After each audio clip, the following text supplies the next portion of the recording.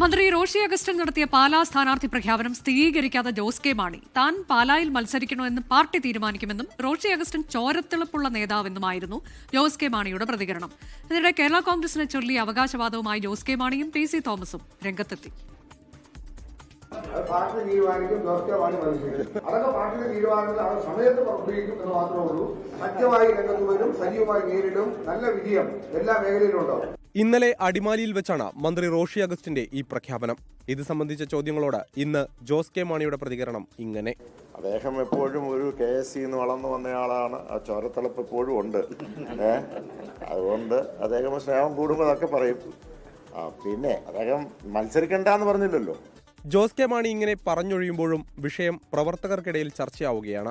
മുന്നണി മാറ്റ ചർച്ചകൾ സജീവമായിരുന്ന സമയത്ത് റോഷി അഗസ്റ്റിന്റെ ശക്തമായ നിലപാട് ഏറെ ശ്രദ്ധേയമായിരുന്നു.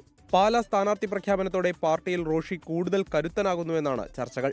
അതേസമയം കേരള കോൺഗ്രസിനെ ചൊല്ലി ജോസ് കെ മാണിയും PC തോമസും അവകാശവാദങ്ങളുമായി എത്തി. ഇലക്ഷൻ കമ്മീഷൻ ഓഫ് ഇന്ത്യയിൽ കേരള കോൺഗ്രസ് എന്ന ഒറ്റ പാർട്ടിയെ നിലവിലുള്ളൂ. അത് ശ്രീ PJ ജോസഫ് സാർ നേതൃത്വം നൽകുന്ന ഞങ്ങളുടെ പാർട്ടിയാണ്. അത് മുഴുവൻ പാർട്ടി പ്രവർത്തകരുടെ തറവാടാണ്. ഞാനാരെയും പഠിപ്പിക്കാൻ പോയില്ലല്ലോ. ഞാൻ എൻ്റെ കാര്യം പറഞ്ഞതേ ഉള്ളൂ.